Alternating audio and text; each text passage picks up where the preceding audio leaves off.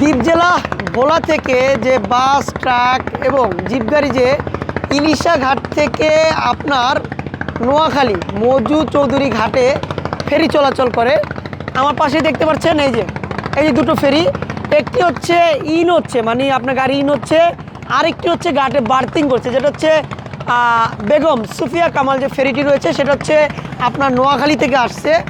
আর এটা হচ্ছে দ্বীপ জেলা ভোলা থেকে ফেরি কুসুমকলি, যেটি আমি একটু জুম করে দেখাই। এখন নদীতে জানা গেছে 5 নম্বর সংকেত চলতেছে, সিগন্যাল চলতেছে, 5 নম্বর বিভেদ সংকেত, যেটা হচ্ছে সিগন্যাল চলতেছে নদীতে। এবং এই দুটি দেখেন, এই দুটি ইলিশের বোট দুটি দেখো কি ডোলা ডলতেছে, দেখেন কি ডোলা ডলতেছে। এই সময়ও মানুষ কত ঝুঁকিপূর্ণভাবে, এখন কিন্তু লঞ্চ চলাচল বন্ধ এবং সি ট্র্যাকও বন্ধ, যে বিআইডব্লিউটিসির সি ট্র্যাক রয়েছে, যেটা হচ্ছে আপনার উপকূলীয় অঞ্চলে চলাচলের জন্য উপযোগী। এবং অপরাজিতা যে লঞ্চটি রয়েছে যাত্রীবাহী লঞ্চ, এই লঞ্চটিও উপকূলীয় অঞ্চলের জন্য চলাচলের জন্য উপযোগী, যেটা হচ্ছে প্রতিদিন ঘন্টায় ঘন্টায় এই আপনার ইলিশা ঘাট থেকে মজু চৌধুরী ঘাটে আপনার ছাড়া হয়। এবং এই লঞ্চে হচ্ছে ভাড়া নেয় হচ্ছে 200 টাকা।